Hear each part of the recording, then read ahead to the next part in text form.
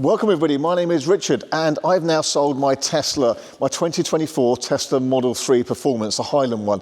This actually isn't it, I've already sold it, it's gone already. This is a standard range I've got, it looks quite similar. So why did I sell it? I'm going to cover that in this video, but after 7 months and 7,000 miles, I can tell you exactly what I did like, didn't like, and what you can expect for real world range and efficiency if you're thinking of buying one of those cars. Also, what have I replaced it with? Well, that's all coming up in this video. 7 months, 7,000 miles with a 2024 Tesla Model 3 Performance. Did I like it? Why did I sell it? And what's replaced it? So why did I sell it? Well, it's not because I'm being political about Elon Musk's exploits. I know there's been lots of comments about that. It's big news at the moment. But I'm going to stay detached from political commentary. It's actually because I'm a car dealer. I buy and sell different cars. I'm a car enthusiast. In fact, to do 7 months with me having one car is actually almost a record. There's not many cars that stick with me for that long. And I like to try different things. I had the Model 3 Highland long range before that, and I've also driven the standard range, which is best. Well, I'll come on to that in a bit.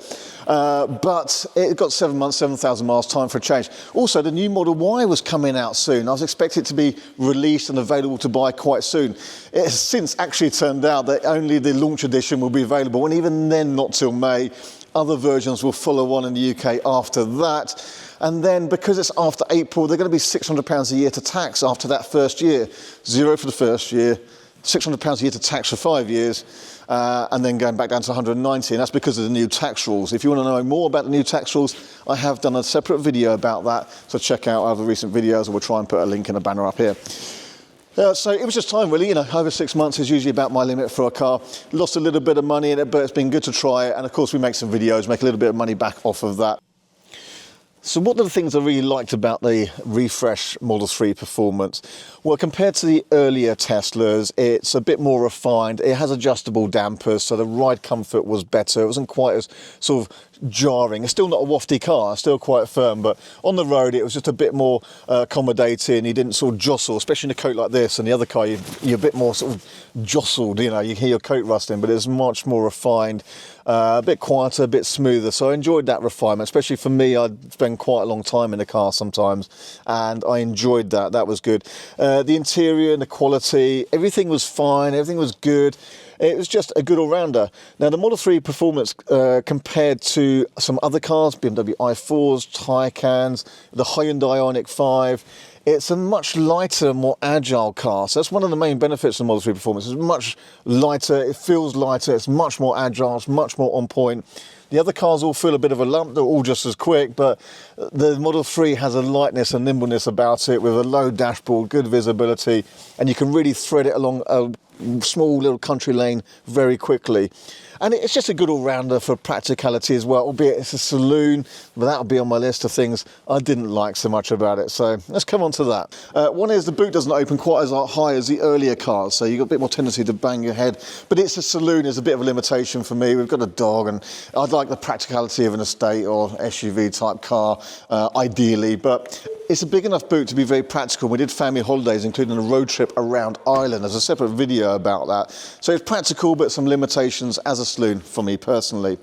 Coming round, right, what else did I find not so good? I still have a bit of a bugbear with Tesla Model 3s and the lack of lights and door handles, so I'll always moan about that. A white car with black handles is actually okay. Black cars with black handles at night with no lights in are just a bit of a pain, and you end up stumbling around like this. And these handles, to be honest, you still have to have the technique to do them.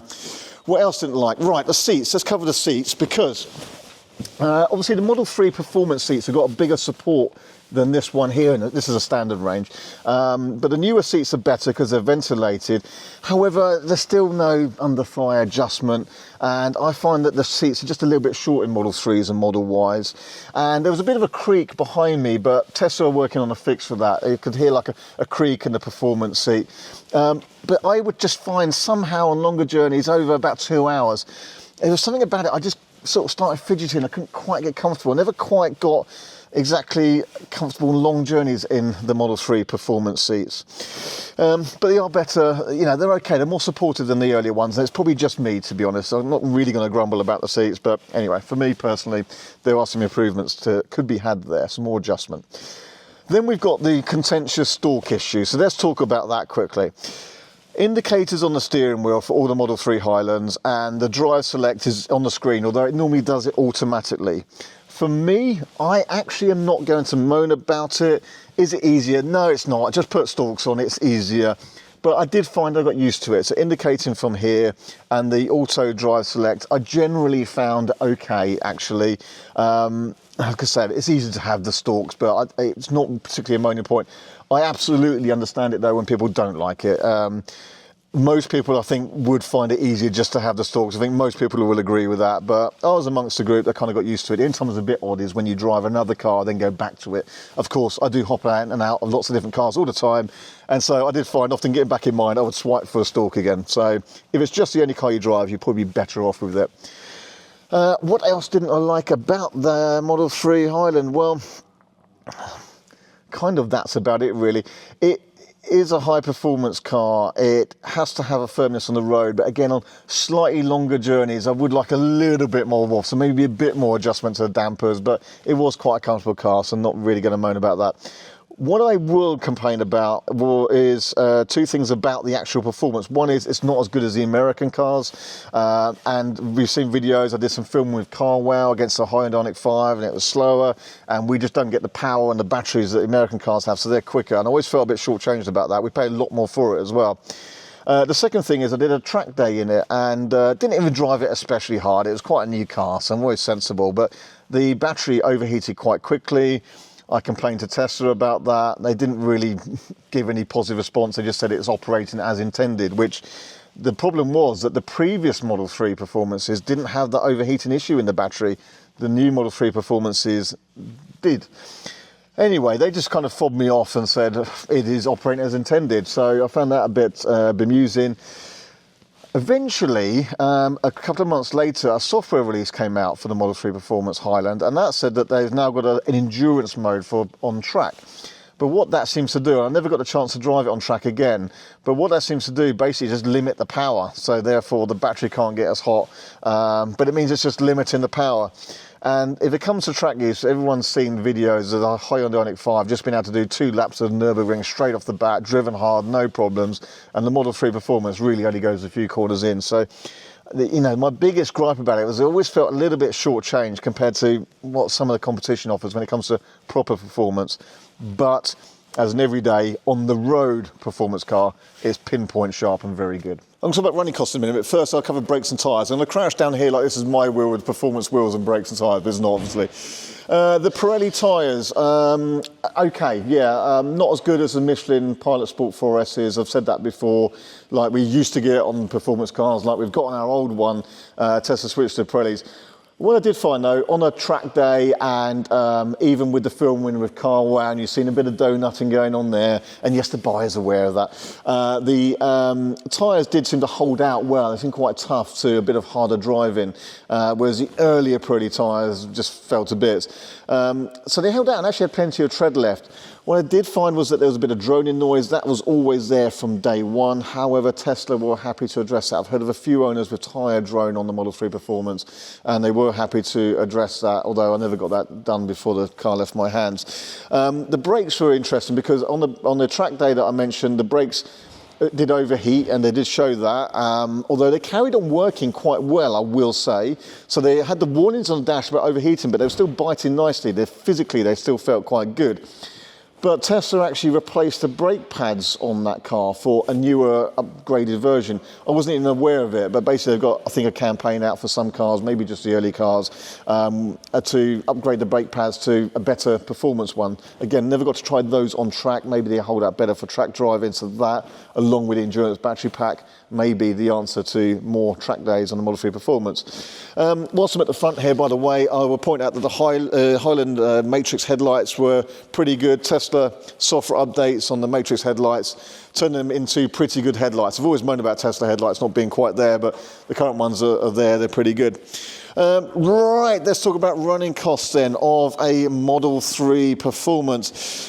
Efficiency. So in my time, I found the efficiency to be, I average about 285 watt-hours per mile, so about 3.5 miles per kilowatt hour. That's everything. That's motorway commutes, family trips, my fairly rural commute to and from work, summer and winter. I had it for 7 months from June until January, so all seasons. And that efficiency means if I charge from home at 7 pence per kilowatt hour on overnight charging, 10,000 miles would cost me £200 with that kind of efficiency. If you drive a standard range like this, it's more efficient, it would cost you about £150, but £200 is still very reasonable, even with that lesser efficiency. Real world range I was hoping for a bit better from it. I think you can never really bank on getting more than kind of 270, maybe 280 miles out of full charge on the Model 3 Performance. I also tried it with and without those caps in the wheels, and that didn't really seem to make a difference, to be honest. I couldn't find any discernible difference with efficiency having those caps out, so I left them out. So pretty good and better than I've had in other performance cars, or I've heard of people getting on the Ioniq 5N and the BMW i4 M50 Taycan. So a better efficiency than those cars because the cars are, of course, lighter. Charging speed was okay, it's good to begin with, but then does slow down. So actually a full charge does take longer than some other cars now, but the ease of the Tesla charging network is very good. If you want to see a bit more about the efficiency, range and charging, then I did do a video driving around Ireland with that. So again, check out other videos for a longer trip. I also did a video just when I got it down to Cornwall, Land's End and back. So did a couple of longer trips in that car. There's more about efficiency in those. So having owned the Performance for 7 months, having owned the long range Highland for a few months and about 6,000 miles as well, which is the best Model 3 if you're going to buy one? I think it's just a standard range, to be honest, exactly like this one. And it just drives nicer, it's light at the front, it's more efficient, it's got all the range you need. It does about 270 miles, which is about the same as the Performance, but it's £20,000 cheaper. And from in here, it feels much the same. Because it's lighter at the front, it actually has this kind of nicer handling and ride about it as well. The newer cars, of course, ride better than the earlier cars, but the newer standard range is just brilliant. One other key thing is, as well, that it's under £40,000. And that's going to be more and more important because when we come to the new tax rules, which begin in April, the cars under £40,000 will remain fairly cheap to tax, but any car over £40,000, electric or not, will cost a fortune to tax for 5 years. And so if you buy a long range or a Performance, you'll have a cheap first year of tax, yes, but the second time it gets taxed, it will be £600 per year for the next 5 times you tax it. I've done another video about tax, so check that one out if you want to know more about it. But my choice pick of the Model 3 range for most people would be just the standard range. It does all you need and it's much cheaper. So what's next for me? Good day the Model 3 is. I want to have a bit of a change now. I was driving this car for a little while, BMW i4 M50 with a load of spec on it. And again, I've had one before, if you remember. I quite enjoyed it, and I've quite enjoyed this car as well. Compared to the Model 3 Performance, it is quieter, more solid, more refined. These laser headlights are another level. And it's got a lot going for it. I really enjoyed a bit of time in the i4 M50. The only thing I find with the i4 M50 is a little bit lacking on the left foot space. But I had the opportunity to buy a car for pretty much the same as I sold my Model 3 Performance for, within a couple £100 basically. And so I've got a car out here which I do rather like. Let me show it to you. So what am I driving now? Well, we use Teslas a lot. We've always got a couple in the company. There's Clinton Beastwood, 115,000 miles. We're using this standard range at the moment as well. And anyone who watches our channel will know I do have a bit of a soft spot for a Porsche Taycan, but yeah, so I've ended up back in a Porsche Taycan. However, I've now got the 4S Cross Turismo with the off-road design package, which I've been looking out for. I live in a more rural area now, and the roads are a bit muddier. We have Fords that flood, and often when you pass another car, you've got to go up onto a muddy embankment, and the standard Taycan doesn't feel like it's got enough clearance to do so. It can be a bit low at the front. However, Cross Turismo with the off-road design package sits higher up off the ground, it's a bit more sturdy, and I haven't put this mud there for special effect. That is living with me for 5 days, and this is how it will continue to look. So if you see a green Taycan with mud all over it, that's probably me. Wave and say hello. Look, it'll be for sale. Everything for me will be for sale because I'm a car dealer, you can't help it. It will have a price in its head, but I'm very much enjoying it. The main things I enjoy, is this ride comfort. It's hard to describe, but it's as good as a BMW 7 Series Mercedes S-Class. It's wonderful, and yet you can switch modes. The dampers firm up a lot, and then you can take this around a track. You can drive it hard as well. It's got such a Jekyll and Hyde character. All the stuff I said before about a Taycan. And then this one is loaded with spec. I mean, I'm talking massage seats and loads of adjustment in the seats. It's just a comfortable thing to be in. It's wonderful. You need to have a lot of spec with a Taycan, but this has it, and so I love it. So this will be it for now. It's not as efficient as a Tesla, no. But even then, when you charge with cheap overnight electricity, you've got to bear in mind that although the Tesla costs £200 for 10,000 miles worth of charging overnight at home, this is less efficient, yes, but it will still only cost £250 for 10,000 miles worth of home charging. So the efficiency doesn't matter so much when you've got cheap electricity. Okay, in the background there's all the noises in the world going on. There's a sandwich van beeping, there's cages, so let's call it the end of this video for now. That was my time with the Model 3 Performance. Actually a good all-rounder, a great car, can't really grumble about it. If you're going to get one, I would recommend getting it on the road before the end of March, because otherwise road tax is going to be much more expensive after the first year and for the next 5 years. But otherwise a good all-rounder. But my pick of the bunch really for the Model 3 for most people is just a standard range and keeps it under £40,000, £20,000 cheaper. Anyway, not everything in life is sensible, so do what's going to make you smile. And for me, for the moment, that's this Taycan. Thanks for watching this video. If you want to see more about a Taycan, let me know and I'll do another review video once I've lived with it for a bit longer and made it more muddy. See you on the next video soon.